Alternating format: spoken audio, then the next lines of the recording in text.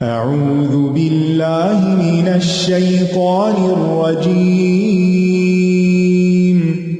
بسم الله الرحمن الرحيم.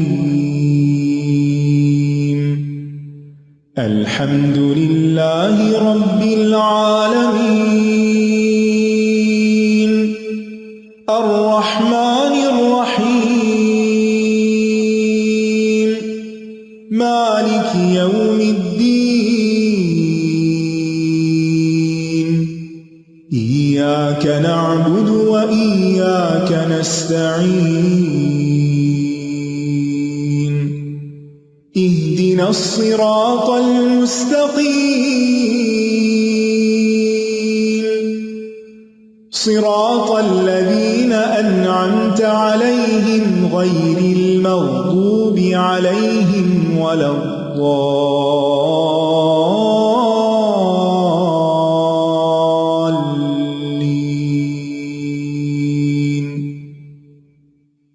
السلام علیکم ورحمۃ اللہ وبرکاتہ.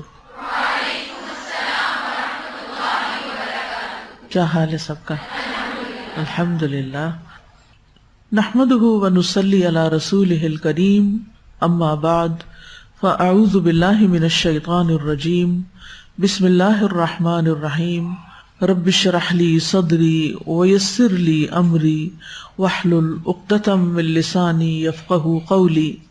الحمد للہ الذی اغلق عنا باب الحاجۃ الا الیہ ورکب فینا اعضاء البسط والقبض وخلق فینا جوارح الاعمال وغذانا بطیبات الرزق ثم امرنا ونہانا لیختبر طاعتنا وابتلانا بالسراء والضراء لیختبر صبرنا وشکرنا ثم خالفنا امرہ ورکبنا متون زجرہ فلم یعاجلنا بعقوبتہ بل اکرمنا بواسع رحمتہ وشملنا بحلمہ وعفوہ وانتظر توبتنا ورجعتنا الیہ برأفتہ. ہر قسم کی حمد اللہ کے لیے ہے جس نے ہماری محتاجگی کے دروازے کو اپنے سوا سب پر بند کر دیا، یعنی اس نے ہمیں اپنا محتاج بنایا. یا ایھا الناس انتم الفقراء الی اللہ. اور ہمارے اندر ایسے اعضاء نصب کیے، ہمیں ایسے اعضاء دیے، ہاتھ پاؤں وغیرہ جو کھلتے ہیں اور سکڑتے ہیں، اور اللہ نے ہمارے اندر اعمال کو بجا لانے والے اعضاء پیدا کیے کہ ہم ان سے اللہ کی اطاعت کے کام کر سکتے ہیں، اور ہمیں عمدہ اور پاکیزہ رزق کے ساتھ غذا پہنچائی.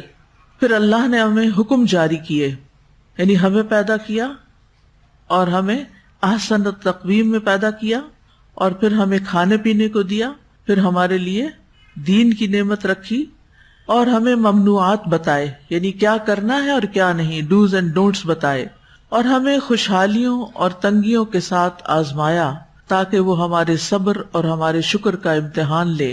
پھر ہم نے اس کے حکم کی مخالفت کی اور اس کی ڈانٹ ڈپٹ والے کام کرنے لگے تو اللہ نے ہمیں پھر بھی جلد سزا نہیں دی. آپ دیکھیے، جب ہمیں کسی پہ غصہ آتا ہے تو ہم کتنی دیر تک کنٹرول کرتے ہیں اور کتنی دفعہ کنٹرول کرتے ہیں، اور ہمارا ری ایکشن کیا ہوتا ہے جب کوئی ہماری مرضی کے مطابق کام نہ کرے. لیکن ہم دن میں کتنے ہی کام اللہ سبحانہ وتعالیٰ کی مرضی کے خلاف کرتے ہیں، لیکن پھر بھی ہمارے دن بھر کی روٹین میں کوئی فرق نہیں آتا، اس کی نعمتیں ہم پر جاری و ساری رہتی ہیں. تو کتنا حلیم ہے وہ، کتنا کریم ہے وہ، کتنا رحیم ہے. بلکہ اپنی وسیع رحمت کے ساتھ ہمارا اکرام کیا، اور ہم سب پر اپنی بردباری اور درگزر کو عام کیا، اور اپنی مہربانی اور شفقت کے ساتھ ہماری توبہ کا انتظار کیا کہ یہ میرا بندہ کس وقت پلٹ آتا ہے، اور اپنی ذات کی طرف ہمارے رجوع کرنے کا انتظار کیا. یعنی جب ہم کوئی گناہ کر لیتے ہیں تو پھر اللہ تعالیٰ انتظار کرتے ہیں کہ یہ میرا بندہ کب میری طرف واپس آتا ہے. تو کتنا مہربان ہے ہمارا رب. نحن نقص عليك أحسن القصص بما أوحينا إليك هذا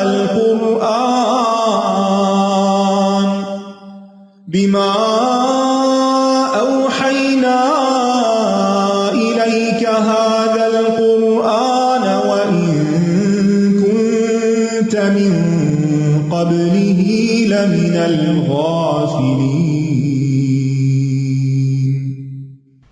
کل ہم نے تقوی کے بارے میں پڑھا کہ وہ قبولیت اعمال کا سبب ہے. انما یتقبل اللہ من المتقین. اللہ تعالیٰ وہ عمل قبول کرتا ہے جس میں انسان اللہ تعالیٰ کے لیے اپنے عمل کو خالص کرتا ہے، اللہ تعالیٰ کی خشیت اختیار کرتا ہے، اس عمل پر اللہ تعالیٰ سے اجر کی توقع رکھتا ہے، اور وہ عمل اللہ تعالیٰ کی مرضی کے مطابق بھی ہوتا ہے. تو ایسا عمل جس کے اندر تقویٰ پایا جائے، اللہ تعالیٰ اس عمل کو قبول کر لیتے ہیں. اور یہ بھی ہم نے پڑھا کہ تقویٰ دل کی کیفیت کا نام ہے. آج ہم اسی سلسلے کو آگے بڑھائیں گے سورۃ المائدہ کی آیت نمبر 27 کی روشنی میں. وَاتْلُ عَلَيْهِمْ نَبَأَ ابْنَيْ آدَمَ بِالْحَقِّ إِذْ قَرَّبَا قُرْبَانًا فَتُقُبِّلَ مِنْ أَحَدِهِمَا وَلَمْ يُتَقَبَّلْ مِنَ الْآخَرِ قَالَ لَأَقْتُلَنَّكَ قَالَ إِنَّمَا يَتَقَبَّلُ اللَّهُ مِنَ الْمُتَّقِينَ. بے شک اللہ تقوی والوں سے ہی، متقی لوگوں سے ہی عمل قبول کرتا ہے.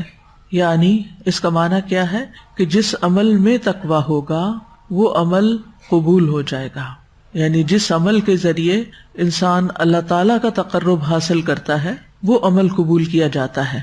یہاں ایک بات کی مزید وضاحت کر دوں کہ بعض فرقے ایسے ہیں مسلمانوں کے اندر، جیسے خوارج اور معتزلہ، یعنی یہ مسلمانوں ہی سے نکلے. ان کے نزدیک اس آیت کا معنی کچھ اور ہے، اور وہ کیا ہے کہ اللہ تعالیٰ صرف متقین کے اعمال قبول کرتا ہے. لہٰذا جو شخص کوئی کبیرہ گناہ کرتا ہے وہ ایمان سے خارج ہو جاتا ہے، وہ مسلمان ہی نہیں رہتا اور اس کے اعمال قبول ہی نہیں ہوتے. تو آپ نے یہ معنی نہیں کرنا، بلکہ کیا معنی کرنا ہے کہ جس عمل کے کرتے ہوئے انسان کے اندر تقوی اور اخلاص ہوتا ہے وہ عمل قبول کر لیا جاتا ہے، نہ کہ سارے اعمال کی قبولیت کے لیے متقی ہونا شرط ہے. اس کا مطلب تو یہ ہے کہ جو شخص ابھی اسلام میں داخل ہوا ہے اور وہ تقوی کا لفظ بھی نہیں جانتا اور تقوی کا معنی بھی نہیں جانتا، اور اس نے نماز روزہ شروع کر دیا اپنی سمجھ کے مطابق، تو اس کا کوئی عمل ہی قبول نہیں. یہ معنی نہیں، کیونکہ تقوی بھی گریجولی انسان کے اندر پیدا ہوتا ہے، گرو کرتا ہے انسان اس کے ساتھ. تو معنی کیا ہے اس کا کہ جس کا عمل تقوی والا ہوگا اللہ تعالیٰ اس کا وہ عمل قبول کرے گا. مثلاً جو شخص نمازوں کی حفاظت کرتا ہے، پکا نمازی ہے، لیکن اس کے ساتھ ساتھ اس کا نفس اس کو کچھ برائیوں کا حکم بھی دیتا ہے جس کی وجہ سے وہ کچھ کبیرہ گناہوں کا ارتکاب کر لیتا ہے. مثلاً آپ نماز پڑھنے کے ساتھ ساتھ کبھی غیبت کے گناہ کا شکار ہوئے؟ غیبت صغیرہ گناہ ہے یا کبیرہ گناہ ہے؟ کبیرہ گناہ ہے، کیونکہ قرآن مجید میں اس کا ذکر آیا ہے اور ناپسند کیا گیا اس کو. اسی طرح کچھ لوگ جھوٹ بول جاتے ہیں، کچھ لوگ خیانت کرتے. خیانت تو اتنی عام ہو گئی ہے کہ آپ کسی کو بتاتے ہیں کہ یہ کام اس طرح کر دو، اور وہ اپنی طرف سے یا اس میں کوئی ایڈیشن کر دیتا ہے یا اس میں سے کوئی اومیشن کر دیتا ہے. اب یہ خیانت ہے. یعنی جب آپ کسی کی دی ہوئی انسٹرکشنز کو پورا فالو نہیں کرتے، اپنی طرف سے بڑھا دیتے ہیں یا کمی کر دیتے ہیں، تو آپ نے کیا کیا؟ تو اسی طرح کچھ لوگ لڑائی جھگڑے میں گالی گلوچ کر لیتے ہیں. یہ کس چیز کی علامت ہے؟ منافقت کی. کبھی آپ سے کوئی وعدہ خلافی تو نہیں ہوئی؟ کوئی دن ایسا ہے جس میں ہم اس غلطی کا شکار نہ ہوئے، چاہے تھوڑا یا زیادہ؟ ہم اپنی طرف سے کوشش کرتے ہیں، لیکن یہ چیزیں ہم سے ہوتی ہیں نا. تو اس کا کیا مطلب ہے کہ اگر کسی سے غیبت ہو گئی، اگر کسی سے وعدہ خلافی ہو گئی یا خیانت ہو گئی یا کوئی اور اس طرح کا کام ہو گیا، تو اب اس کا روزہ ہی قبول نہیں اور اس کی نماز ہی قبول نہیں اور اس کا صدقہ خیرات ہی قبول نہیں؟ کیا ہم اس کا یہ معنی کریں گے؟ سمجھ آئیے آپ کو میری بات؟ نہیں، یہ معنی نہیں ہوگا اس کا. اس کا مطلب یہ ہے کہ یہ چیزیں تو ہر انسان کے اندر نیکی بھی ہے اور کوئی نہ کوئی گناہ بھی ہے. کیونکہ اگر ہم گناہ نہ کریں تو اللہ تعالیٰ کچھ اور لوگ لے آئے جو گناہ کریں اور توبہ کریں. اللہ کو توبہ پسند ہے، اور ہم آدم کی اولاد ہیں، ہم سے بھول چوک ہو جاتی ہے، ہم کمزور ہیں. تو یہ تو پھر بہت ہی خطرناک بات ہے کہ اگر ہم سے کچھ غلطیاں ہوتی ہیں اور ہمارے تقویٰ کا لیول نیچے آتا ہے تو پھر ہمارے سارے اعمال پانی میں جاتے ہیں، ڈرین ڈاؤن ہو جاتے ہیں. نہیں، یہ معنی نہیں ہے. معنی اس کا یہ ہے کہ جب ہم کوئی عمل کرنے لگتے ہیں، مثلاً آپ اس وقت یہاں آ کے بیٹھے ہیں، میں بیٹھی ہوں، پڑھانے لگی ہوں، تو مجھے دیکھنا چاہیے کہ میری نیت کیا ہے اور اس میں کتنا اخلاص ہے، اور کیا یہ اللہ کے تقرب کے لیے ہے یا بندوں سے تعریف پانے کے لیے یا بندوں کی نظروں میں اچھا بننے کے لیے. تو یہ ابھی جو میں نے شرائط بتائی ہیں کہ جس عمل میں تقویٰ ہو اس کے اندر کیا کیا چیزیں پائی جاتی ہیں. تو اگر یہ سب شرائط اس میں پوری ہوتی ہوں تو پھر کیا ہے، پھر وہ عمل قبول ہو جائے. لیکن اگر نیت کی خرابی ہے یا اور کوئی گڑبڑ ہے تو پھر وہ عمل قبول نہیں ہوتا. تو ایسے لوگ جو خلطوا عملا صالحا وآخر سیئا، ان کے بارے میں آگے کیا آتا ہے، عسى الله ان یتوب علیہم، یعنی کوئی لوگ ہیں جنہوں نے اچھے عمل بھی کیے اور کچھ غلطیاں بھی ہو گئی، امید ہے کہ اللہ تعالیٰ ان کی خطاؤں کو معاف کر دے گا. ان اللہ غفور الرحیم، یعنی انسان کوشش کر رہا ہے پھر بھی دونوں چیزیں ساتھ ساتھ چل رہی ہیں. ہونا تو یہ چاہیے کہ اپنی برائیاں ہم چھوڑتے جائیں اور سابقون الاولون میں شامل ہوں، اللہ کے مقربون میں شامل ہوں، لیکن بہرحال ہم دعویٰ نہیں کر سکتے کہ ہم سے کبھی کوئی غلطی نہیں ہوئی. تو ایسے میں انسان اپنے نیک اعمال کو جاری رکھے. ان الحسنات یذہبن السیئات، نیکیاں برائیوں کو مٹا دیں گی. پھر توبہ اور اللہ تعالیٰ کی طرف رجوع، خشوع، خشیت، اللہ سے اچھی امید، اللہ کے بارے میں اچھا گمان اور مسلسل اپنی اصلاح کی کوشش. اس سے انسان امید رکھ سکتا ہے کہ اللہ تعالیٰ اس کے اعمال قبول کر کے اس سے درگزر کا معاملہ فرمائیں گے. کیونکہ ایک شخص اگر نماز کے معاملے میں اللہ کا تقویٰ اختیار کرتا ہے کہ کہیں پر بھی ہو اس نے نماز پڑھنی ہی پڑھنی، وہ اللہ سے ڈرتا ہے اور کوشش کرتا ہے، اور پھر یہ کہ اللہ تعالیٰ سے ثواب پانے کے لیے نمازیں ادا کرتا ہے، تو ہو سکتا ہے کہ ایک دن ان الصلاۃ تنہی عن الفحشاء والمنکر، کہ اس کی یہ نماز اسے برائی اور بے حیائی کے کاموں سے روک دے. کیونکہ نماز روکتی ہے، اور اس طرح بھی روکتی ہے نا کہ مثلاً آپ کوئی ایسی ویڈیو دیکھ رہے ہیں جو کہ آپ کو نہیں دیکھنی چاہیے، اتنے میں اذان ہو جاتی ہے. اب جس کے اندر اللہ کا ڈر ہوگا وہ کیا کرے گا، فوراً اٹھ جائے گا، وہ مسجد چلا جائے گا. نماز نے اس کو آگے جانے سے روک دیا نا. پھر ہو سکتا ہے واپس آ کے کنٹینیو کرے یا واپس آ کے کسی اور کام لگ جائے اور اس کو بھول جائے اور چھوڑ دے، یا اس کا دل ہی بدل چکا ہو اور اس کو پسند ہی نہ آئے کہ ابھی تو نماز پڑھی اور ابھی پھر میں یہ کیا دیکھ رہا ہوں. تو یہ اللہ تعالیٰ نے نماز کی شکل میں ہمارے کاموں پر بریکرز لگائے ہیں. ان الصلاۃ تنہی عن الفحشاء والمنکر، کہ انسان کسی لڑائی جھگڑے میں پڑا ہوا ہوتا ہے، کسی کے ساتھ کوئی زیادتی کر رہا ہوتا ہے کہ اتنے میں اذان ہو جاتی ہے تو شیطان بھاگنے لگتا ہے اذان سن کر، تو ہمارا دل بھی نرم پڑنے لگتا ہے. اگر ہمارے اندر کچھ بھی اسلامیت یا انسانیت یا کچھ بھی اللہ کا ڈر یا تقویٰ موجود ہو تو انسان فوراً اپنے رویے پہ غور کرتا ہے اور پلٹ آتا ہے، یعنی وہ غلط کام اس وقت چھوڑ دیتا ہے، پھر رجوع کر لیتا ہے. تو خلاصہ یہی ہے کہ جو انسان کسی عمل میں اللہ کا تقویٰ ملحوظ رکھتا ہے وہ عمل اس سے قبول کر لیا جاتا ہے. کچھ چیزیں تقویٰ کے راستے میں رکاوٹ بھی بنتی ہیں. ان میں سب سے پہلی چیز جہالت ہے. جہالت سب سے بڑی بیماری ہے. جب انسان کو پتہ ہی نہیں ہوتا کسی چیز کا تو اس کا عمل بھی درست نہیں ہوتا. بعض اوقات وہ دیکھ دکھا کے اچھا کام کر رہا ہوتا ہے لیکن یقین سے نہیں کر رہا ہوتا. یقین کے ساتھ نیکی وہی کرتا ہے، اخلاص کے ساتھ وہی کر پاتا ہے جس شخص کو پکا یقین ہوتا ہے کہ یہ اللہ کا حکم ہے اور اس کی دلیل موجود ہے اور اس پر مجھے اجر ملے گا. ابھی تک جو ہم سنتوں کے بارے میں پڑھتے رہے ہیں تو ساتھ ساتھ آپ نے احادیث پڑھی، آپ کے علم میں اضافہ ہوا یا علم تازہ ہوا، پڑھی ہوئی تھی آپ نے پہلے بھی، آپ کے یقین میں اضافہ ہوا اور آپ کو ایک خوشخبری ملی کہ ثواب ہوگا. لہٰذا اب کا آپ کا ان سنتوں کو پڑھنا ایک شعوری عمل ہے، اور جن لوگوں کو تو پتہ ہی نہیں تھا اور وہ پڑھتے ہی نہیں تھے ان کے لیے ایک عمل کا آغاز ہے. تو جہالت جو ہے یہ موانع التقویٰ میں سے ہے، یعنی یہ تقویٰ کے راستے میں رکاوٹ بنتی ہے. انما یخشی اللہ من عبادہ العلماء، علم والے ہی اللہ سے خشیت رکھتے ہیں. لہٰذا اللہ کا ڈر، تقویٰ میں اللہ کا ڈر پایا جاتا ہے. اللہ کا ڈر اسی میں ہوتا ہے جس کے پاس علم ہوتا ہے. دوسری چیز خواہشات کی پیروی کرنا. جو شخص صرف خواہشات پوری کرنے کے لیے جی رہا ہو پھر ایسا شخص تقویٰ کے ہونے یا نہ ہونے کی فکر نہیں کرتا. وہ ہر کام اس لیے کرتا ہے کہ اس کی خواہش کے مطابق ہے اور وہ کام چھوڑ دیتا ہے جو اس کی خواہش کے خلاف ہے.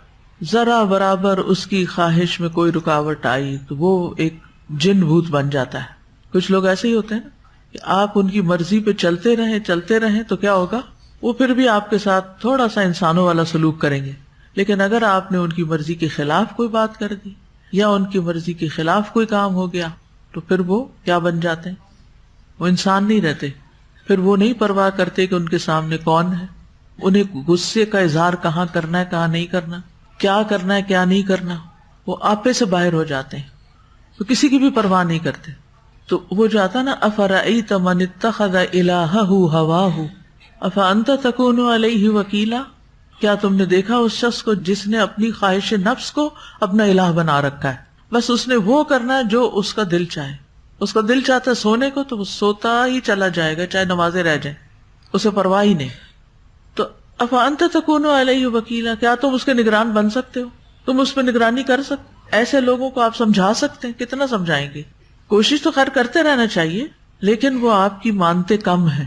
آپ ان کی نگرانی نہیں کر سکتے کیونکہ انہیں اس کی پرواہ نہیں کہ آپ ان کے سر پہ ہیں یا نہیں ہیں. آج کل کے بہت سے ٹین ایجرز کا یہی حال ہے نا، آپ ان کو سمجھا رہے ہیں تب بھی انہوں نے وہی کرنا، اور نہیں سمجھا رہے تب بھی انہوں نے وہی کرنا. انہوں نے کیا کرنا ہے؟ جو ان کے من میں ہے، جو ان کے دل میں ہے.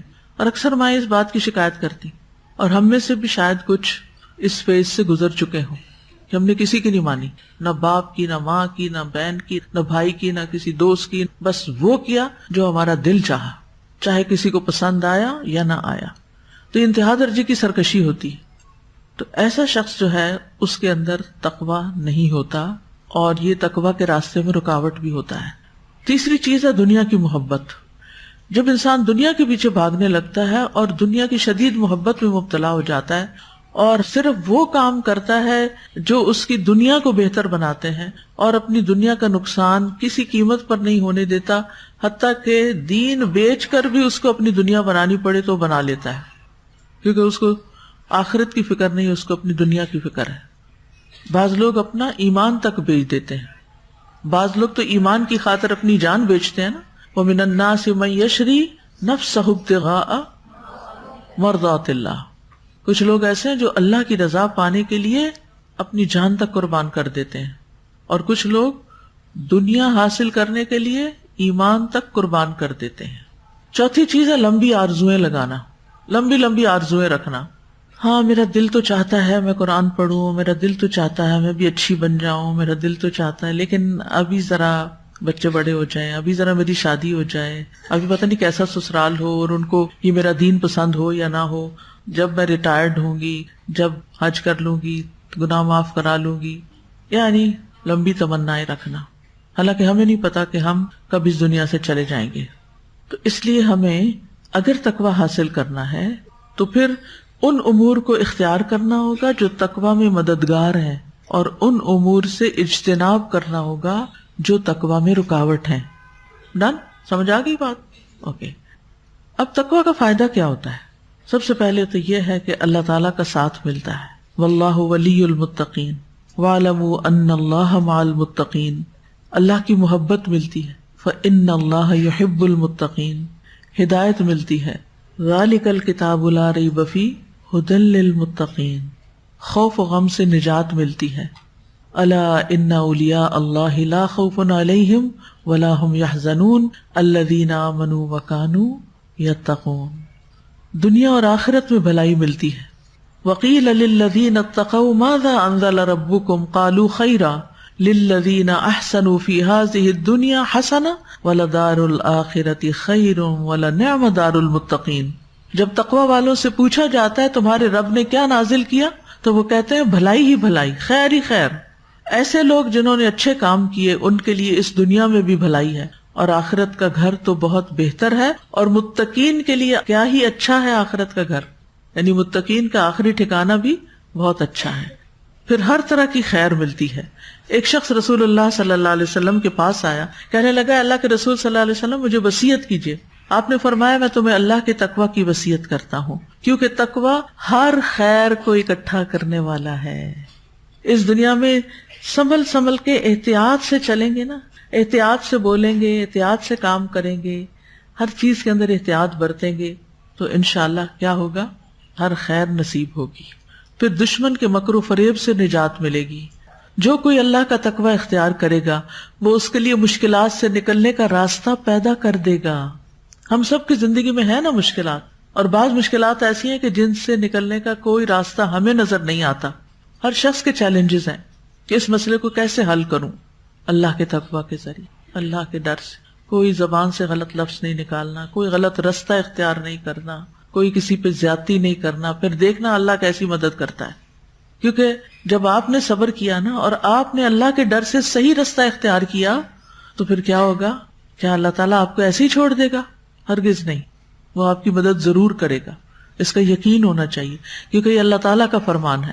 پھر معاملات میں آسانی ملتی ہے. وَمَن يَتَّقِ اللَّهَ يَجْعَل لَّهُ مِنْ أَمْرِهِ يُسْرًا، جو کوئی اللہ کا تقوی اختیار کرے گا اللہ تعالیٰ اس کے لیے ہر معاملے میں آسانی پیدا کر دے گا. وہ جو پچھلی آیت تھی نا مشکلات سے نکلنے کا رستہ، اس کا اگلا حصہ تھا وَيَرْزُقْهُ مِنْ حَيْثُ لَا يَحْتَسِبُ، اور اس کو وہاں سے رزق عطا فرمائے گا جہاں سے اس کا گمان بھی نہیں ہوگا، اس نے کبھی سوچا بھی نہیں ہوگا، اس کا خیال بھی نہیں ہوگا، دھیان بھی ادھر نہیں جائے گا، اللہ وہاں سے دے گا. پھر گناہوں کی معافی اور اجر عظیم بھی ہے. وَمَن يَتَّقِ اللَّهَ يُكَفِّرْ عَنْهُ سَيِّئَاتِهِ وَيُعْظِمْ لَهُ أَجْرًا. قیامت کے دن نبی صلی اللہ علیہ وسلم کا ساتھ ملے گا. آپ نے فرمایا تمام لوگوں میں سب سے زیادہ میرے قریب متقی ہیں، خواہ وہ کوئی بھی ہو، کہیں بھی ہو، کوئی بھی ہو، کہیں بھی ہو، کالے ہوں، گورے ہوں، عرب ہوں، عجم ہوں، کہیں بھی رہتے ہوں، وہ نبی صلی اللہ علیہ وسلم سے سب سے زیادہ قریب ہوں گے. آپ نے یہ بھی فرمایا قیامت کے دن متقی لوگ میرے دوست ہوں گے، اگرچہ وہ نسب میں میرے قریب تر ہوں یا نہ ہوں، کسی بھی خاندان برادری سے ہوں، وہ آپ کے قریب ترین ہوں گے. پھر قیامت کے دن تکلیفیں اور غموں سے نجات ملے گی. وَيُنَجِّ اللَّهُ الَّذِينَ اتَّقَوْا بِمَفَازَتِهِمْ لَا يَمَسُّهُمُ السُّوءُ وَلَا هُمْ يَحْزَنُونَ، اور اللہ نجات دے دے گا انہیں جنہوں نے تقویٰ کیا ان کی کامیابی کی بنا پر، نہ تو انہیں وہاں کوئی تکلیف پہنچے گی اور نہ ہی وہ غمگین ہوں گے. پھر قیامت کے دن کامیابی کا مقام ملے گا. ان للمتقین مفازا. پھر والعاقبۃ للمتقین، آخرت میں درجات کی بلندی. والذین اتقوا فوقهم یوم القیامہ، جنہوں نے تقوی اختیار کیا وہ قیامت کے دن ان سے اوپر ہوں گے. جنت تقوی والوں کے قریب لے آئی جائے گی. وَأُزْلِفَتِ الْجَنَّةُ لِلْمُتَّقِينَ غَيْرَ بَعِيدٍ، آپ کو دور نہیں جانا پڑے گا، جنت آپ کے پاس آ جائے گی. رسول اللہ صلی اللہ علیہ وسلم سے پوچھا گیا لوگوں کو کون سی چیز جنت میں سب سے زیادہ داخل کرتی ہے؟ آپ نے فرمایا اللہ کا تقوی اور اچھا اخلاق، یعنی اللہ سے بھی معاملہ اچھا، بندوں سے بھی معاملہ اچھا، اخلاق بھی اچھا اور اللہ کا ڈر بھی دل میں. ایسے لوگوں کے لیے جنت کے بالا خانے ہیں. لیکن الذین اتقوا ربہم لہم غرف من فوقہا غرف مبنیہ تجری من تحتہا الانہار بعد اللہ لا یخلف اللہ المیعاد. سورۃ الزمر کی آیت 20 ہے. لیکن وہ لوگ جنہوں نے اپنے رب کا تقوی اختیار کیا ان کے لیے بالا خانے ہیں جن کے اوپر بالا خانے بنے ہوئے ہیں، جن کے نیچے سے نہریں بہ رہی ہیں. یہ اللہ کا وعدہ ہے، اللہ اپنے وعدے کی خلاف ورزی نہیں کرتا. سورۃ مریم میں ہے تلک الجنۃ التی نورث من عبادنا من کان تقیا. یہ ہے وہ جنت جس کا وارث ہم اپنے بندوں میں سے اسے بناتے ہیں جو متقی ہو. اور جنت کس کے لیے تیار کی گئی ہے؟ اعدت للمتقین. وہ ہوں گے کہاں؟ سورۃ الحجر میں آتا ہے ان المتقین فی جنات وعیون، بے شک متقی لوگ باغوں اور چشموں میں ہوں گے. المرسلات میں آتا ہے ان المتقین فی ظلال وعیون، متقی لوگ سایوں اور بہتے چشموں میں ہوں گے. الدخان میں آتا ہے ان المتقین فی مقام امین، بے شک متقی لوگ امن والی جگہ پر ہوں گے. سورۃ طور میں آتا ہے ان المتقین فی جنات ونعیم، بے شک متقی لوگ باغوں اور نعمتوں میں ہوں گے. سورۃ القلم میں آتا ہے ان للمتقین عند ربہم جنات النعیم، بے شک متقی لوگوں کے لیے ان کے رب کے پاس نعمتوں والے باغات ہیں. اور سورۃ القمر میں آتا ہے ان المتقین فی جنات ونہر فی مقعد صدق عند ملیک مقتدر، بے شک بچ کر چلنے والے باغوں اور نہروں میں ہوں گے، صدق کی مجلس میں، سچائی کی مجلس میں، عظیم بادشاہ کے پاس جو بے حد قدرت والا ہے. یہ ہے اعلیٰ ترین مقام جو متقین کو نصیب ہوگا. اللہ ہمیں بھی ان میں شامل کر لے. تو تقویٰ کوئی معمولی چیز نہیں ہے، دنیا میں اعمال کی قبولیت کا سبب بنا اور آخرت میں اللہ تعالیٰ کے قریب ترین ہونے کا سبب بنا. متقین ہی جنتوں کے وارث ہیں. دوسری طرف پھر وہی ریمائنڈر کہ انما یتقبل اللہ من المتقین، اس کو بار بار ذہن میں دہرانا چاہیے ہر عمل کے کرتے وقت. عمر بن عبدالعزیز نے ایک شخص کی طرف لکھ کے بھیجا کہ میں تمہیں اللہ سے ڈرنے کی وصیت کرتا ہوں، کیونکہ اللہ تقوی کے بغیر عمل قبول نہیں کرتا، اور اللہ تقوی والوں پر ہی رحم کرتا ہے، اور اجر و ثواب بھی صرف تقوی والوں کو عطا کرتا ہے، یعنی جس عمل میں تقوی ہوتا ہے۔ تقوی کی نصیحت کرنے والے بہت ہیں لیکن عمل کرنے والے کم ہیں، تو ہمیں اللہ تعالیٰ عمل کرنے والوں میں شامل کر لے۔ پھر یہ یاد رکھیے کہ تقوی کے ساتھ کیا گیا کوئی عمل قلیل نہیں ہوتا، چھوٹا نہیں ہوتا، وہ چھوٹے عمل کو بھی بہت بڑا کر دیتا ہے۔ بعض سلف کہتے ہیں تقوی کے ساتھ جو بھی عمل ہو وہ قلیل نہیں ہوتا، اور جو عمل قبول ہو جاتا ہے وہ قلیل کیسے ہو سکتا ہے؟ اسی لیے صحابہ میں سے بعض کہتے ہیں کہ اگر مجھے معلوم ہو جائے کہ اللہ نے میری 2 رکعتیں قبول کر لی ہیں تو یہ مجھے فلاں اور فلاں سے زیادہ محبوب ہے، یعنی دنیا میں پائی جانے والی نعمتوں سے۔ تو جو انسان عمل میں اللہ کا تقوی اختیار کرتا ہے، اللہ تعالیٰ اس کا عمل پھر قبول کر لیتا ہے۔ تقوی میں ڈر تو پایا ہی جاتا ہے نا، اچھے سے اچھا عمل کرتے ہوئے بھی اندر ایک فکر مندی ضرور رکھیں، نیک اعمال پہ دھوکہ نہ کھائیں۔ ایک سائل ابن عمر کے پاس آیا، انہوں نے اپنے بیٹے سے کہا اسے 1 دینار دے دو۔ دینار آپ کو پتا کیا ہے؟ سونے کا سکہ۔ کچھ لوگ گولڈ کے زیورات بنا کے رکھتے ہیں نا فار فیوچر، کچھ لوگ کیا کرتے ہیں سونے کی اینٹیں، ہوتی تو اتنی ہیں لیکن ان کو اینٹیں کہتے ہیں۔ وہ اینٹوں سے تصور آتا ہے نا کوئی بھاری بھرکم سے، ہو سکتا ہے کچھ لوگوں کے پاس بڑی بھی ہو، لیکن چھوٹی چھوٹی وہ ٹکیا سی بنی ہوتی ہے نا، اور کچھ چھوٹے چھوٹے سکے سے بنے ہوئے ہوتے ہیں۔ تو دینار سونے کا سکہ ہے۔ اب مثلاً آپ میں سے کسی نے وہ سکے رکھے ہوئے ہیں اور کوئی سائل آئے، کیا ہم میں سے کوئی ہوگا کہ نکال کے اسے دے دیے؟ لوگ بہت بڑی عنایت تھی نا جو انہوں نے کی، کس نے؟ ابن عمر نے۔ جب وہ چلا گیا تو بیٹے نے کہا ابا جان اللہ آپ کا یہ عمل قبول کرے۔ انہوں نے کہا اگر مجھے علم ہو جائے کہ اللہ نے میرا 1 سجدہ یا 1 درہم قبول کر لیا ہے، یعنی یہ قبول ہو گیا ہے، تو کوئی غیر حاضر چیز موت سے بڑھ کر مجھے عزیز نہیں ہوگی۔ بس میں چاہوں گا کہ پھر تو میں اللہ ہی کے پاس چلا جاؤں کہ میرے عمل قبول ہو گئے۔ اللہ عمل قبول کر لے، پسند کر لے۔ قبول کرنے کا کیا مطلب؟ پسند کر لے تو پھر تو موج ہی موج ہے نا، ایش ہی ایش۔ پھر دنیا میں کیا چیز ہے جس کے اندر کوئی کشش ہو سکتی ہے؟ پھر انہوں نے یہی آیت پڑھ کے سنائی، تم جانتے ہو اللہ کن کا عمل قبول کرتا ہے؟ انما یتقبل اللہ من المتقین۔ دنیا میں بعض لوگ نیکی کے بڑے بڑے کام کرتے ہیں، ان کے نام بڑے مشہور بھی ہو جاتے ہیں نیکیوں میں، کوئی صدقے خیرات میں، کوئی اور ویلفیئر کے کاموں میں، لیکن اس کے ساتھ ساتھ وہ اپنی پرائیویٹ لائف میں کوئی غلط کام بھی کر رہے ہوتے ہیں۔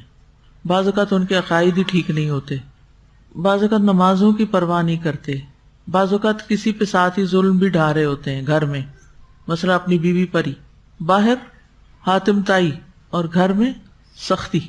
تو وہ کیا کرتے ہیں، یعنی اپنے اس عمل کی وجہ سے جو انہوں نے باہر کیا ہوتا ہے، جس کی وجہ سے ان کو بہت اپریسیشن ملی ہوتی ہے، تمغے اور ہار اور تالیاں اور تعریفیں اور پتہ نہیں کیا کیا، اس سے وہ دھوکے میں آ جاتے ہیں۔ ہم تو بہت بڑے ہیں، لہٰذا کیا فرق پڑتا ہے جو میں اپنے گھر میں اپنی بیوی کے ساتھ زیادتی کر لوں، اس کو چیٹ کر لوں، کچھ کر لوں۔ تو یہ جو دھوکہ ہے نا انسان کے نفس کا، اس سے بچنے کی ضرورت ہے۔ ابو بکر رضی اللہ عنہ، حضرت عمر رضی اللہ عنہ، حضرت عثمان رضی اللہ عنہ، نبی صلی اللہ علیہ وسلم کے دیگر صحابہ یہ تمنا کرتے تھے کہ وہ دنیا سے اس حال میں نکلے کہ ان کا معاملہ برابر ہو جائے، نہ ان کے حق میں فیصلہ اور نہ ان کے خلاف۔ یعنی برابر کا مطلب کیا ہے کہ بس ہمیں سزا نہ ملے، یعنی وہ نہ اپنی نیکیوں کو کافی سمجھتے تھے اور نہ اپنے گناہوں سے بے خوف تھے۔ حیرت ہوتی ہے نا، یہ وہ لوگ ہیں جنہیں دنیا میں جنت کی خوشخبری دی گئی تھی کہ ابو بکر فی الجنہ، عمر فی الجنہ، یہ سب جنتی ہونے کی بشارت ہے۔ عشرہ مبشرہ کے نام سے کتابیں آپ نے پڑھی ہوں گی، ان کے حالات زندگی پڑھے ہوں گے، لیکن پھر بھی وہ کبھی نفس کے دھوکے میں نہیں آتے تھے، اور ہم تھوڑا سا کوئی کام کر کے کافی سمجھتے ہیں، کافی ہو گیا ہے۔ تو ہمارا حال تو ان لوگوں جیسا نا، یمنون علیک ان اسلموا، وہ آپ پر اپنے اسلام کا احسان جتاتے ہیں۔ قل لا تمنوا علی اسلامکم، کہہ دیجئے مجھ پر اپنے اسلام کا احسان مت جتاؤ، بل اللہ یمن علیکم ان ہداکم للایمان ان کنتم صادقین، بلکہ اللہ ہی تم پر احسان کرتا ہے کہ اس نے تمہیں ایمان کی راہ دکھائی ہے اگر تم سچے ہو۔ تو ہم سب کو اس بات کی فکر کرنی چاہیے کہ اگر اللہ نے ہمارے عمل قبول نہیں کیے تو پھر آگے کوئی نجات کا راستہ نہیں ہے، ٹھیک ہے نا؟ تو قبولیت اعمال کی شرائط کو پھر دہرا لیتے ہیں کہ کیا کیا چیزیں ضروری ہیں عمل قبول ہونے کے لیے. نمبر 1 ایمان. بہت سے لوگ سوال کرتے ہیں کیا مدر ٹریسا کی نیکیاں نہیں قبول ہوں گی؟ اس نے اپنی ساری زندگی فلاں کام کرتے ہوئے گزار دی، اتنے قربانیاں کی، اور کیا لیڈی ڈائنا جنت میں نہیں جائے گی؟ کیا فلاں کبھی کسی کا نام لے کے پوچھتے ہیں، کبھی کسی کا، کہ ان کے تو نیک اعمال ہم سے زیادہ ہیں. ایسی باتیں کرنے والوں کو یہ بات سمجھ لینی چاہیے کہ اعمال کی قبولیت کا انحصار ایمان پر ہے. اللہ تعالیٰ فرماتے ہیں وَمَن يَكْفُرْ بِالْإِيمَانِ فَقَدْ حَبِطَ عَمَلُهُ، جو ایمان کا انکار کرے اس کے عمل ضائع ہو گئے. اور جو ایمان لا کے نیک عمل کرے، من عمل صالحا من ذکر او انثى وهو مؤمن فلنحيينه حیاة طیبہ دنیا میں ولنجزینہم اجرہم باحسن ما كانوا يعملون. جو شخص بھی نیک عمل کرے، خواہ مرد ہو یا عورت، بشرطے کہ وہ مومن ہو، تو ہم اسے پاکیزہ زندگی بسر کرائیں گے. ہم اسے دنیا میں بھی اچھی زندگی بسر کرائیں گے اور آخرت میں ان کے بہترین اعمال کے مطابق انہیں ان کا اجر عطا کریں گے. دوسری چیز یہ ہے کہ ان کی زندگی اسلام کے مطابق ہو، کیونکہ وَمَن يَبْتَغِ غَيْرَ الْإِسْلَامِ دِينًا فَلَن يُقْبَلَ مِنْهُ وَهُوَ فِي الْآخِرَةِ مِنَ الْخَاسِرِينَ. اور جو اسلام کے علاوہ کوئی اور دین تلاش کرے تو اس کا عمل اس سے ہرگز قبول نہ کیا جائے گا اور وہ آخرت میں خسارہ اٹھانے والوں میں سے ہوگا. تیسری چیز ہے اخلاص نیت، یعنی جو عمل بھی کیا جائے خالص اللہ کی رضا کے لیے کیا جائے، ثواب کی نیت سے کیا جائے، اس میں ریاکاری اور تکبر اور نفسانی اغراض شامل نہ ہوں. فمن کان یرجو لقاء ربہ فلیعمل عملا صالحا ولا یشرک بعبادۃ ربہ احدا. حدیث میں آتا ہے ان اللہ لا يقبل من العمل الا ما کان له خالصا وابتغی بہ وجہہ. اللہ تعالیٰ صرف وہ عمل قبول کرتا ہے جو خالص اس کی رضا کے لیے ہو اور اسی کا چہرہ چاہنے کے لیے کیا جائے. تو اس سے یہ پتہ چلتا ہے کہ ہر عمل کرتے ہوئے ہمیں اپنی نیت کا جائزہ لیتے رہنا چاہیے، ایک کانشیس لائف گزارنی چاہیے. اور تقویٰ کی لائف جو ہوتی ہے نا، وہ ہوتی ہی کانشیس لائف، آنکھیں کھول کے. متقی لوگ آنکھیں کھول کے جیتے ہیں، غفلت میں نہیں جیتے. لیکن ایک سوال پیدا ہوتا ہے کہ کیا ہم نیت کی پرفیکشن کے لیول پہ جا سکتے ہیں کبھی؟ کیونکہ بہت دفعہ ایسا ہوتا ہے کہ ہم ایک کام میں بڑی اچھی نیت کرتے ہیں، تھوڑی دیر کے بعد دیکھتے ہیں کہ ہماری نیت خراب ہو رہی ہوتی ہے. خاص طور پر اگر ہم نے کوئی کام خالصتاً اللہ کے لیے کیا اور پھر بیچ میں تعریف مل گئی اور کوئی اور فائدہ کسی نے دکھا دیا تو پھر ہم بھول جاتے ہیں ہم نے تو صرف اللہ کے لیے کیا تھا، ہم فائدوں کو دیکھنا شروع ہو جاتے ہیں. ہم بار بار کوشش بھی کر رہے ہوتے ہیں کہ ہماری نیت واپس لوٹے. تو کیا یہ ہیومنلی پاسبل ہے کہ ہماری نیت کبھی پرفیکٹ بھی ہو جائے اور اس کے بعد ذرا ہمیں چین بھی آ جائے پھر کہ اب ہماری نیت پکی ہو گئی ہے؟ یا پھر ہم نے بس کوشش ہی کرتے رہنا ہے؟ یا پھر بظاہر اگر ہمیں یہ لگے کہ نیت ٹھیک ہے تو بس اکتفا کریں، زیادہ فکر کرنے کی ضرورت نہیں؟ کیا خیال ہے؟ اس سوال سے ایک کنفیوژن پیدا ہوتی ہے، کیا کریں؟ آپ میں سے کسی کو پریشانی آئی؟ کس کو نہیں ہے؟ ہر ایک کو ہے، مجھے خود بھی ہے، کیونکہ ہم سب انسان ہیں اور انسانیت میں ہم سب ایک ہی ہیں. اور انسانی جو کمزوریاں ہیں نا، خلق الانسان ضعیفا، وہ ہم سب کے اندر ہیں. ہم سب پھسلتے ہیں، گرتے ہیں، ہر وقت ایک مشکل میں پڑے رہتے ہیں. بار بار اپنے آپ کو ہوش میں لانا پڑتا ہے، یاد دہانی کرانی پڑتی ہے. تو اگر یہ بے چینی ہے نا، یہ ایمان کی علامت ہے. ٹھیک ہے، اس کا مطلب ہے کہ آپ فکر مند رہتے ہیں. اور اگر آپ کو کوئی بے چینی نہیں اور آپ کہتے ہیں بس میری نیت تو ہو گئی سچی کھری پکی، اب تو کوئی فکر کی ضرورت نہیں ہے، اب تو کوئی مجھے ہلا نہیں سکتا، یہ بات غلط ہے. ایک دشمن باہر ہے، ایک اندر ہے، ایک نفس ہے، ایک شیطان ہے، اور ماحول سارے کا سارا ہی ملا جلا ہے. کیا اللہ سبحانہ تعالیٰ نے ہم سے یہ ڈیمانڈ کی ہے کہ ہم کامل بن جائیں؟ تم نے میرے پاس پرفیکٹ ہو کے آنا ہے، یا ہم کمزوریوں کے ساتھ ہی جائیں گے؟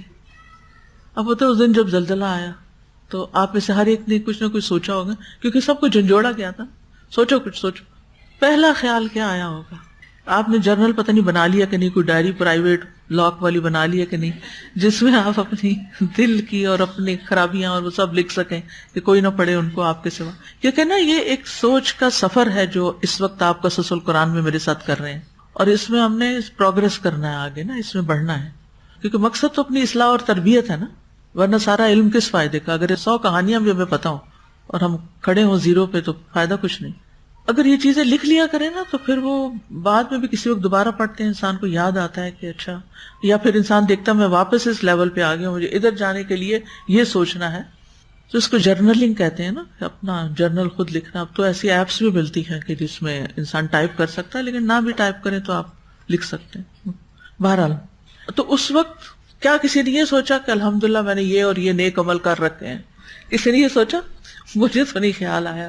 مجھے تو یہ فکر آئی کہ کیا کیا کرنے والا رہتا ہے. یا اللہ، آج اگر موت آ جائے تو میں تیار ہوں. کون کون سے کام کر، پھر دوبارہ اچھا کر لو کر لو کر لو، یہ کرو یہ کرو یہ کرو. جو کرنے والے کام ہیں ان کی طرف دھیان گیا کہ یہ کمیاں ہیں. آپ کا کیا خیال ہے جب موت آئے گی ہماری، جب بھی اللہ نے لکھی ہے، تو اس وقت ہم پرفیکٹ ہو چکے ہوں گے؟ ہم نے سارے ہی کام پورے کر لیے ہوں گے؟ دنیا کے بھی کچھ کام ادھورے ہوں گے جو دوسروں کے سر پہ ہم چھوڑ کے جا رہے ہوں گے. اور دین کے معاملے میں بھی کئی چیزیں ابھی ہماری تمنائیں ہوں گی کہ ہم یہ کر لیں یہ کر لیں. جیسے میری اپنی بھی کچھ تمنائیں ہیں، اور باوجود کوشش کے اور محنت کے بھی وہ تمنا پوری نہیں ہو پا رہی. اللہ کرے کہ زندگی میں پوری ہو جائیں، لیکن ہم پرفیکٹ نہیں ہو سکتے. یہاں ایک چیز سکون ضرور دیتی ہے کہ اگر سچے دل سے نیت ہے نا کسی کام کو کر لینے کی، ڈنڈی نہیں مار رہے اور بے وجہ سستی نہیں کر رہے، بس حالات موافق نہیں آ رہے، وسائل نہیں پیدا ہو رہے، ہمت نہیں بند رہی، کلو نہیں مل رہا، کچھ سرا ابھی نہیں مل رہا، لیکن سٹرگل ہے، مینٹل سٹرگل بھی ہے، ہارٹ بھی بے چین ہے، ارادے بھی ہیں، لیکن وہ رسی نہیں پکڑی جا رہی ابھی تک کہ جس سے پکڑ کے چڑھ جائیں اس منزل پر. تو انشاءاللہ اللہ تعالیٰ اس ہماری تکلیف اور اس سوچ اور اس کوشش اور اس نیت اور اس ارادے کا بھی اجر دے گا. یہ بھی اچھا گمان رکھنا چاہیے اللہ تعالیٰ سے، مایوسی کی طرف نہیں جانا. لیکن ساتھ ہی یہ کہ کل ہم نے تقویٰ کا اعلیٰ لیول کیا پڑھا تھا کہ اپنی زندگی سے کیا نکال دو، غیر ضروری چیزیں نکال دو. اس کے لیے آپ کو ڈیجیٹل فاسٹنگ کرنی ہوگی. ویسے فاسٹ تو ہم کر رہے ہیں نا، لیکن ڈیجیٹل فاسٹنگ بھی کرنی ہوگی. آپ میں سے ہر ایک ضرور پر ضرور اپنا جائزہ خود لے اور لکھے کہ رمضان میں میرا اسکرین ٹائم کتنے % کم ہوا ہے.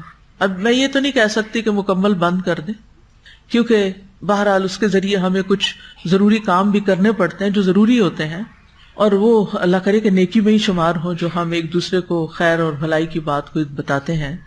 لیکن کئی چیزیں نہیں ضروری کہ آپ رمضان میں ضرور کریں. مثلاً فیس بک پہ روز جانا ضروری نہیں ہے، مثلاً سنیپ چیٹ روز دیکھنا ضروری نہیں ہے رمضان میں. میں نہیں کہتی رمضان کے بعد بہت زیادہ دیکھنی شروع کر دیں. اسی طرح کچھ اور چیزیں ہیں جو ہم نے خواہ مخواہ کی اپنے اسکیجول میں شامل کی. انسٹاگرام پہ تو ضرور جانا ہے اور فلاں چیز تو ضرور کرنی، چھوڑ کے دیکھیں. میں نے چھوڑا ہوا ہے لیکن مجھے کوئی فرق نہیں پڑا الحمدللہ، بلکہ یہ محسوس ہوتا ہے کہ جو کرنے کا کام ہے اس پر فوکس بڑھ گیا ہے، اور مجھے اس پر ریگریٹ کوئی نہیں کہ میں نے وہ چیزیں کیوں چھوڑی ہوئی ہیں. تو ہم میں سے ہر ایک کو جو نسبتاً غیر ضروری غیر اہم کام ہے ان کی بھی فاسٹنگ کرنی ہے، ان کو کم کرنا ہے. میں آپ کو بار بار کہتی ہوں، اور تب زندگی میں آپ واقعی کوئی سالڈ کام کر کے جائیں گے. ورنہ یہ جو ہم ہر وقت بزی رہتے ہیں نا اور اپنے آپ کو تسلی دیتے رہتے ہیں، ہر وقت تو ہم مصروف ہیں، ہر وقت تو ہم کچھ کر رہے ہیں، ہم تو فارغ نہیں بیٹھتے، یہ بھی دھوکہ ہے.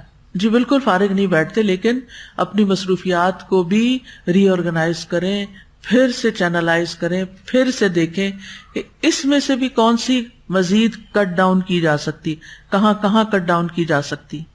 اور اسی طرح اپنے اوپر بھی اور دوسروں پر بھی رحم کیجئے. لمبے لمبے میسج نہ کیجئے، چاہے ضروری ہو، مختصر بات کیجئے. وہ پنجابی میں ایک لفظ ہوتا ہے کھاڑا ڈال، کھاڑا ڈال کے نہ بیٹھ جایا کریں، یعنی کہ کسی چیز کا پیچھا ہی نہ چھوڑنا، اور خواہ مخواہ کا سوال پہ سوال، بحث پہ بحث، اور ہر چیز پر پورا اترنے کی کوشش. کبھی ہار بھی جایا کریں، کیا فرق پڑتا ہے؟ ہار جانے میں کیا نقصان ہے؟ کیا حقیقت میں ہم ہاریں گے؟ اگر لوگوں سے ہارے تو واقعی ہم ہار جائیں گے.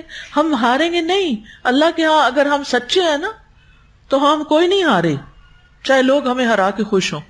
تو اس لیے تقویٰ کا تقاضا ہے مباح چیزوں سے بھی صرف اس لیے رک جانا کہ اس سے اعلیٰ درجے کی کام. کل ہی میں ایک کال پڑھ رہی تھی، سلف صالح میں سے کسی کا کال تھا کہ اگر قبر کے مردوں سے پوچھا جائے کہ دنیا میں کوئی تمنا ہے تمہاری، تو وہ رمضان کا ایک دن چاہیں گے کہ رمضان کا ایک دن مل جائے. کیوں چاہیں گے؟ کہ رمضان کے ایک دن کی بڑی ویلیو ہے، اہم ترین کام کرنے کے لیے. زیادہ سے زیادہ تلاوت، زیادہ سے زیادہ اللہ کا ذکر، زیادہ سے زیادہ خیر و بھلائی کے کام. تو اس وقت پڑھ کے میں سوچ رہی تھی کہ ایک دن تو آنا ہے نا، قبر میں جانا ہے. ایک وہ دن ہے جس میں یہ تمنا ہوگی، اور ایک آج کا دن ہے جو مجھے ملا ہوا ہے، اس وقت میرے ہاتھ میں ہے. تو اس سے میں کیا فائدہ اٹھا رہی ہوں، اس میں کیا کر رہی ہوں؟ آج ہے میرے پاس یہ خزانہ، آج میں استعمال کر سکتی ہوں. اس کو ادھر ادھر بیٹھ کے گپ شپ لگانے، ہنسی مذاق کرنے اور فضول کی باتیں کرنے میں اور کھیل کود میں ضائع نہ کریں. بہتر سے بہتر اور بہتر سے بہترین کاموں کی طرف رغبت کریں. تو بات یہ ہے کہ پھر بھی کوشش کے باوجود بھی ہم ایڈکٹ ہو چکے ہیں نا، خاص طور پر ڈیجیٹل ورلڈ کے ساتھ ہم ایڈکٹڈ ہیں. وہ ایڈکشن ہمیں اس طرف لے جاتی. اذان ہو گئی، اچھا یہ آخری میسج چیک کر لوں، یہ آخری چیز دیکھ لوں، یہ بس ختم کر لوں ویڈیو، اور پھر میں تو اٹھ جاتی ہوں. وہ پہلی رکعت گئی اگر آپ مسجد میں پڑھ رہے ہیں، اور خاص طور پہ اگر آپ ڈرائیو کر کے لے جانے والے ہیں، آپ نے سب کا بیڑا غرق کیا، سبھی کی نماز لیٹ کروائی، کیونکہ کچھ مائیں لے کے آتی ہیں نا بچوں کو، سبھی گئے. تو یہ ہماری ایڈکشن ہے، ہم اس کو دیکھ نہیں پا رہے. تو بہرحال اس وقت تو میں بات کر رہی تھی کہ انسان سے جب نیت کی خرابی ہوتی ہے یا کوئی بھی غلطی ہوتی ہے، تو جو متقی انسان ہوتا ہے نا، وہ اندر سے ٹوٹ پھوٹ کا شکار ہو جاتا ہے، اور وہ پریشان ہو جاتا ہے کہ یہاں مجھ سے یہ دکھاوا ہو گیا، یہ سوچ میرے اندر کیوں آ گئی، میں کیوں جیلس ہو گئی. کیونکہ جب آپ ذرا سے بھی جیلس ہوتے ہیں نا، وہ اندر آ جاتا ہے، الارم بج جاتا ہے. تو اس احساس کو اون کرنا ضروری ہے.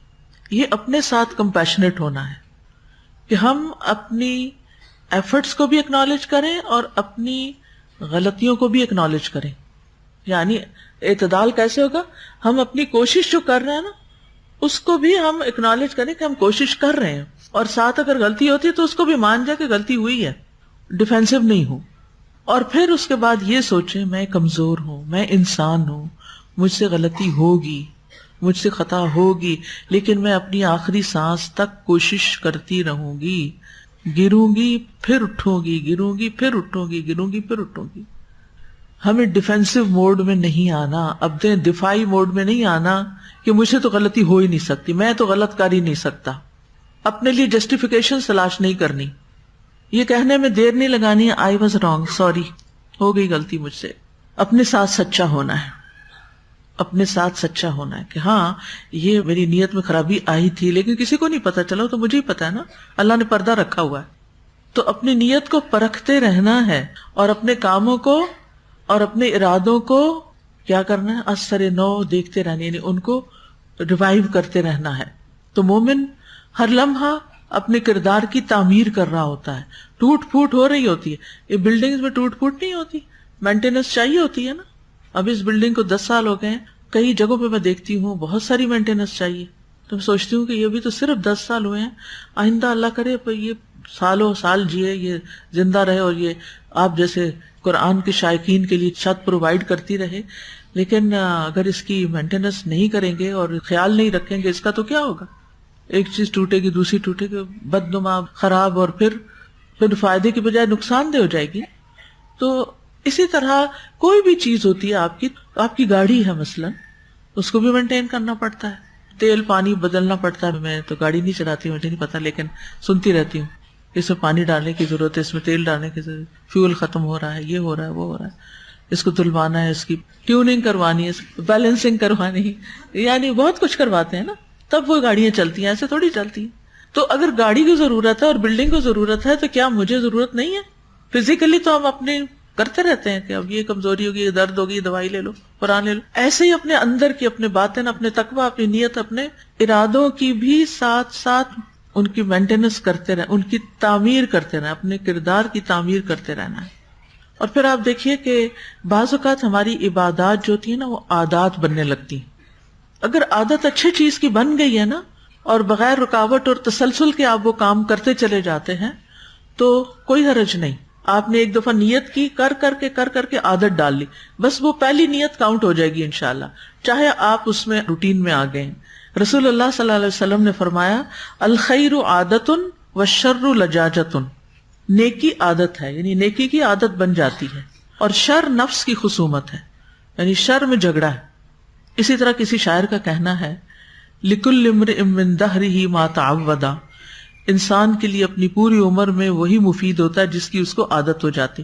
تو جب کردار کی تعمیر کریں گے تو ساتھ ہی اچھی عادات ڈالیں گے. دیکھیں جب مائیں بچوں میں اچھی عادات ڈال دیتی ہیں، سلام کرنا ہے، بسم اللہ سے کھانا ہے، واش روم کی دعا ہے، سوتے ہوئے یہ پڑھنا ہے، گاڑی پہ چڑھتے ہوئے یہ کرنا ہے، جب بچوں کو بچپن سے یہ ساری عادات اچھی مل جاتی ہے تو پھر کیا ہوتا ہے، وہ ساری زندگی اس کو روٹین میں کرتے رہتے ہیں. ابتدا ان کی ہوئی، اور ماں کو چاہیے تربیت میں یہ ضرور ڈالیں اللہ کے لیے کرنا ہے، اللہ تعالیٰ خوش ہوتے ہیں، یہ کرنا ہے اللہ تعالیٰ خوش ہوتے ہیں. وہ اتنا انسٹل ہو جائے کہ 50 سال کا بھی ہو کہ جب وہ گاڑی میں قدم رکھے تو بسم اللہ پڑھ کے جب دروازہ کھولے تو اس کو ماں کی آواز آ جائے، اللہ تعالیٰ خوش ہوتے ہیں، اور وہ کھڑے کھڑے مسکرا دے.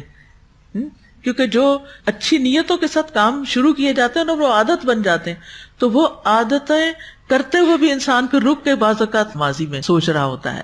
ٹھیک، تو ہمیں اپنے نیک کاموں پہ، اچھی عادات پر تسلسل کے ساتھ عمل پیرا رہنا ہے، اور ان کی حفاظت کرنی ہے، اور سستی اور کوتاہی سے بچنا ہے. لیکن بالکل روبوٹ نہیں بننا کہ بس کر رہے ہیں کیونکہ کر رہے ہیں کہ عادت ہے کرنے کی تو اس لیے کر رہے ہیں. نہیں، رک کے سوچتے رہنا ہے، شعور کی زندگی گزارنا ہے. رائٹ، کیا کرنا ہے؟ شعور کی زندگی گزارنا ہے. کیونکہ اللہ نے ہمیں جو شعور دیا ہے نا، عقل دی ہے، اسی بنا پر ہماری فضیلت ہے. منافقین کی صفت کیا ہے؟ لا یشعرون ما یشعرون، شعور نہیں ہے. تو باشعور انسان بننا ہے.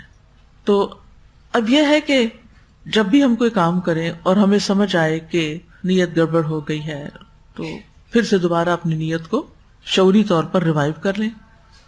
اصل میں ہم سب دین میں نئے ہیں.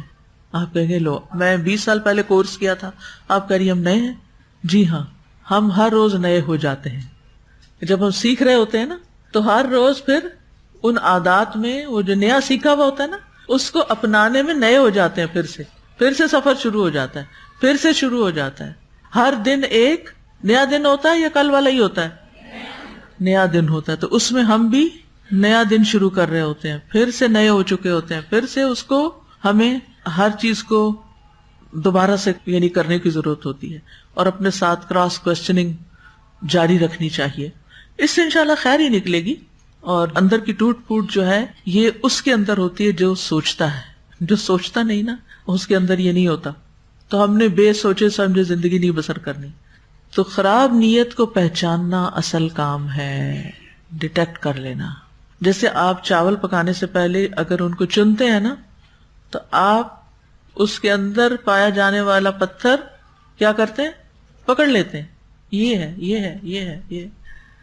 ایسے ہی اپنی نیت کے اندر جو خرابی آتی ہے تو جو ہوش میں رہتے ہیں نا لوگ مبصرون، وہ پکڑ لیتے ہیں، اوہ یہاں غلطی ہے، واپس چلو. تو بچ بچ کے چلنا ہے. تقویٰ، کیونکہ نیت کی اصلاح کے لیے تقویٰ ضروری ہے، یہ ریکوائرڈ ہے. تو جو شخص اپنی نیت کو پہچان لیتا ہے نا وہ اندر سے جاگ رہا ہوتا ہے. ٹھیک ہے. اور پرفیکشن کا کچھ لیول پیغمبروں کو ہی نصیب ہو سکتا ہے. ہم جیسے لوگ گرتے پڑتے رہتے ہیں اور پھر اٹھتے ہیں.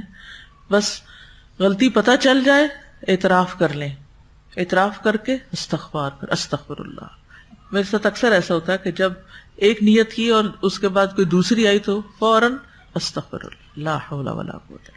اپنے آپ سے ہی بات کریں. جو ہی آپ نے پہچان لی وہ غلطی ہو گئی، ساتھ ہی استغفر، یا اللہ اپنے لیے خالص کر لے، یا اللہ اپنے لیے خالص، یا اللہ یہ خیال نہ آئے دل میں، اس سے بھی بچا. اللہ کے آگے گڑ گڑائیں. اللہ تعالیٰ ہمیں تکلیف میں کیوں ڈالتا ہے؟ تاکہ ہم اس کے آگے گڑ گڑائیں. تکلیف کے بغیر ہم نہیں گڑ گڑاتے. کیا خیال ہے؟ عام روزمرہ زندگی میں اچھے بھلے خوشحال ہوں اور گڑ گڑا کے دعائیں کرتے ہیں؟ نہیں. لیکن زندگی میں جب کوئی تکلیف آ جاتی ہے نا، اپنے میں یا بچوں میں یا رزق میں یا کہیں بھی، پھر ہم گڑ گڑانا شروع کرتے ہیں. اللہ تعالیٰ ڈالتا ہی اس لیے تاکہ ہم گڑ گڑائیں.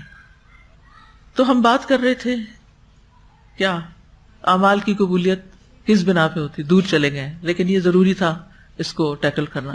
چوتھی چیز ہے عمل شریعت اور سنت کے مطابق ہو. شریعت کے مطابق، سنت کے مطابق ہو. ومن اراد الآخرۃ وسعى لها سعيها وهو مؤمن فاولئک کان سعیهم مشکورا. جس نے آخرت کا ارادہ کیا اور اس کے لیے کوشش کی جو اس کے لائق کوشش ہے، یعنی جس طرح کی کوشش ہونی چاہیے جبکہ وہ مومن ہو، تو یہی لوگ ہیں جن کی کوشش ہمیشہ سے قدر کی ہوئی ہے. مطلب ہر کوشش مفید نہیں، بلکہ صرف وہ کام اور کوشش مفید ہے جو شریعت اور سنت کے مطابق ہے، سعیہا، جیسا اس کا حق ہے. پانچویں چیز، اعمال طیب ہوں. سورۃ فاطر میں آتا ہے الیہ یصعد الکلم الطیب والعمل الصالح یرفعہ، پاکیزہ کلمات اسی کی طرف چڑھتے ہیں، اللہ کی طرف، اور عمل صالح انہیں اوپر اٹھاتا ہے. تو قبولیت کے لیے کیا ہے؟ عمل صالح. اللہ پاک ہے اور اللہ پاک ہی کو قبول کرتا ہے. تو طیب عمل اگرچہ قلیل ہی کیوں نہ ہو، مثلا حدیث میں آتا ہے کوئی شخص اپنی پاکیزہ کمائی سے ایک کھجور بھی خرچ نہیں کرتا مگر اللہ اسے اپنے دائیں ہاتھ سے قبول کرتا ہے اور اسے اس طرح پالتا ہے جس طرح تم میں سے کوئی اپنے بچھیرے یا اونٹ کے بچے کو پالتا ہے. بچھیرا کس کا بچہ ہوتا ہے؟ گھوڑے کا. ایک پچھیرا ہوتا ہے، ایک بچھیرا ہوتا ہے، اور پنجابی میں واو لگا دیتے ہیں، وچھا بنا دیتے ہیں، بچھڑے کی بجائے وچھڑا.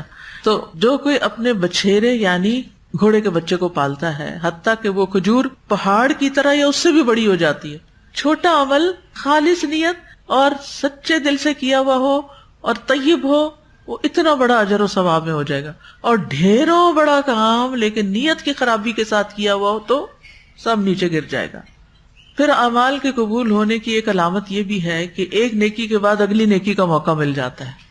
حسن بصری کہتے ہیں نیکی کی جزا میں سے ہے، یعنی کیسے پتہ چلے قبول ہوا کہ نہیں، کہ اس کی جزا کے طور پر مزید نیکی کی جاتی ہے، اور گناہوں کی سزا میں سے ایک یہ ہے کہ اس کے بعد ایک اور گناہ ہو جاتا ہے. جب اللہ بندے سے نیک اعمال قبول کرتا ہے تو اسے مزید نیکی کی توفیق دیتا ہے اور اس کی نافرمانیوں کو اس سے پھیر دیتا ہے، یعنی وہ اچھا انسان بننا شروع ہو جاتا ہے. تو ایک نیک عمل کے بعد دوبارہ نیک عمل کی توفیق ملنا پہلے عمل کی قبولیت کی علامت ہے. اور نیک اعمال کے قبول نہ ہونے کی وجوہات کیا ہیں؟ اخلاص کا نہ ہونا، جو شہرت کے لیے جنگ کرے، شہرت کے لیے عمل کرے. شرک اعمال کو ضائع کرنے کا سبب ہے. وَلَوْ أَشْرَكُوا لَحَبِطَ عَنْهُمْ مَا كَانُوا يَعْمَلُونَ. کفر وَالَّذِينَ كَفَرُوا اعمالهم كسراب بقيعة يحسبه الظمآن ماء حتى اذا جاءه لم يجده شيئا. وہ لوگ جنہوں نے کفر کیا ان کے اعمال کسی چٹیل میدان میں ایک سراب کی طرح ہیں جسے پیاسا پانی خیال کرتا ہے، یہاں تک کہ جب اس کے پاس آتا ہے تو اس میں سے کچھ بھی نہیں پاتا. تقوی کی عدم موجودگی. پھر نفاق کے ساتھ عمل ضائع ہو جاتے ہیں. ٹھیک ہے، منافق کیا کرتے ہیں؟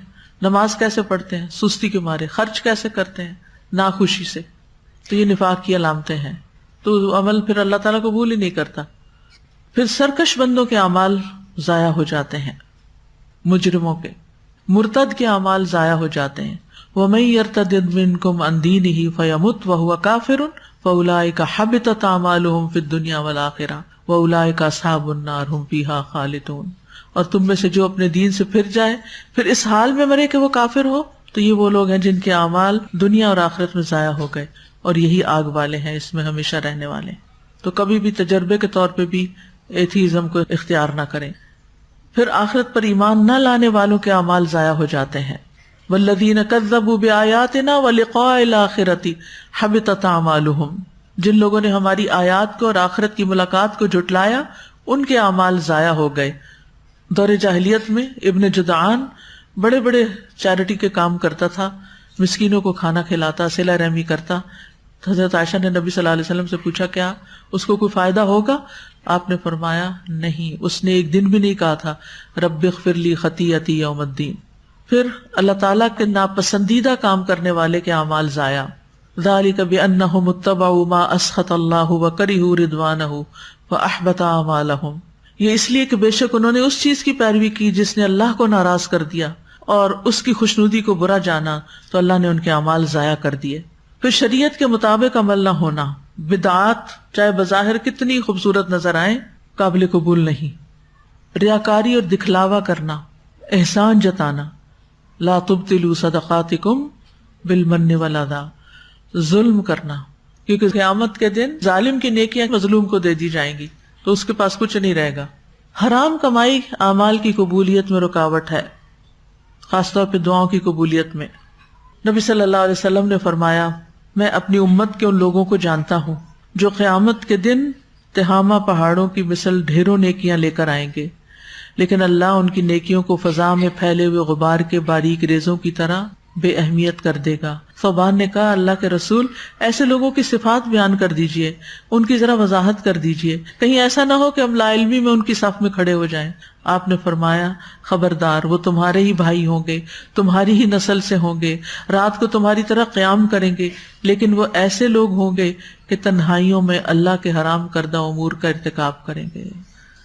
اکیلے میں حرام کام کرنا یہ بھی اعمال کو ضائع کر دیتا ہے، یعنی لوگوں کے سامنے بڑے نیک بننا اور اکیلے میں برے برے کام کرنا۔ کل کسی نے اسکول کے بارے میں سوال کیا تھا کہ آپ نے نئے اسکول کی تعمیر میں حصہ ڈالنے پر انوائٹ کیا ہے، میرا سوال ہے کیا اس اسکول میں غریب یا مڈل کلاس فیملیز کے بچوں کے لیے ایڈمیشن کا کوٹا مختص ہوگا؟ چونکہ عوام الناس کے صدقات پہ اسکول بنایا جائے گا، پہلے والے اسکول میں تو صرف امیر خاندانوں کے بچے پڑھتے ہیں۔ یہ میں نے کل اس لیے جواب نہیں دیا تھا کہ میں نے کہا میں تحقیق کر لوں پہلے کہ صورتحال کیا ہے۔ اس وقت اسکول کے اندر 400 بچوں کو فیس کنسیشن دیا جا رہا ہے، 380 بچے بالکل فری پڑھ رہے ہیں جن سے کچھ بھی نہیں لیا جاتا، 100% فری ہے۔ کس کے بچے ہوں گے؟ وہ غریبوں کے بچے۔ اور پھر ویسے بھی الہدا میں جو کام کرتی ہیں، جو آئے ہیں، ان کے بچے، جینیٹوریل سٹاف کے بچے، چوکیداروں وغیرہ کے بچے، ان سب کی جو ایجوکیشن ہے 100% فری ہے۔ پھر اس میں آپ دیکھیے کہ جو اسکول کی فیس ہے آپ کمپیئر کر لیں بیکن ہاؤس سے، سٹی اسکول سے، اور ایجوکیشن کے لیول کو بھی کمپیئر کر لیں، اور پھر آپ دیکھیں کہ اس کے مقابلے میں کتنی کم ہے۔ اگر اسکول کے اندر تقریباً 400 بچے فری ہیں، اور یعنی آپ دیکھیں کہ تقریباً 380 اور 400 ان سب کو ملا کے آدھی آبادی اسکول کی بن جاتی ہے، تو اگر آدھی آبادی سے جو ریونیو ہے وہ اتنا کم ہو، یعنی نہ ہونے کے برابر ہو، اور جو ہو بھی کنسیشن کے ساتھ وہ بہت کم ہو، تو باقی جو ہے اس سے تو اسکول کے جو ٹیچرز ہیں اور جو لوگ ہیں اس کے اوپر بجلی، پانی اور جو اخراجات ہیں وہ مشکل وہی پورے ہوتے ہیں۔ تو اگر اسکول کی اپنی آمدنی بہت ہوتی تو میرا خیال ہے مجھے اور آپ کو یہ تکلیف کرنے کی ضرورت نہ ہوتی کہ ہم اپنے مال میں سے کچھ اسکول کے بنانے میں خرچ کریں۔ تو اس لیے بے فکر ہو کے صدقہ جاریہ کے اس کام میں حصہ لیں تاکہ زیادہ سے زیادہ بچے، انتہائی غریبوں کے بچے بھی اعلیٰ کوالٹی کی ایجوکیشن حاصل کر سکیں۔ یعنی آپ کسی بھی اور اسی سٹینڈرڈ کے اسکول کے ساتھ کمپیئر کر کے دیکھیں کہ وہاں کتنے % بچے جو ہیں وہ بالکل فری پڑھ رہے ہیں اسی طرح کی ایجوکیشن، وہ تجارتی بنیادوں پر۔ ہمارا اسکول نان پروفٹ ہے، جو اس میں سے آتا ہے فیس زیادہ ہے، اس میں ہر قسم کے بچے، انہوں نے کہا کہ صرف امیروں کے بچے پڑھے نہیں، ہر کلاس پڑھ رہی ہے، میرٹ پہ ایڈمیشن ہوتا ہے، کوٹا مقرر نہیں ہے، کیونکہ پھر اس طرح میرٹ پہ جو بچے پورے آتے ہیں وہ پیچھے رہ جاتے ہیں۔ اگر ایک غریب آیا کا بچہ میرٹ پہ پورا آ رہا ہے تو وہ بھی حقدار ہے، اس کو بھی لیا جائے گا، چاہے اسکول کو اپنی آمدنی میں سے اس پہ خرچ کرنا پڑے۔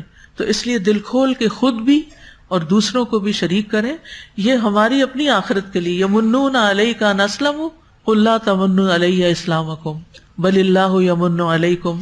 اللہ نے احسان کیا کہ ہمیں نیکی کا ایک موقع دیا ہے، لہٰذا خوشی کے ساتھ اس کے اندر حصہ لینا چاہیے تاکہ ایسے اور بھی اسکول قائم ہوں جس میں ایسے لوگوں کو موقع ملے کہ جو بہترین طریقے سے سیکھ سکیں۔ تو بہرحال اللہ سبحانہ تعالیٰ سے دعا ہے کہ اللہ اپنی خاص رحمت سے یہ ساری جو بھی اب ہم پہ ذمہ داری آ رہی ہے اس کو پورا کرے اور اپنے خاص خزانوں سے عنایت کرے اور ہم سب کا اس میں حصہ ڈال دے۔ وآخر دعوانا ان الحمد للہ رب العالمین۔ سبحانک اللہم وبحمدک، اشہد ان لا الہ الا انت، استغفرک واتوب الیک۔ السلام علیکم ورحمۃ اللہ وبرکاتہ۔ فاقصص القصص لعلهم يتفكرون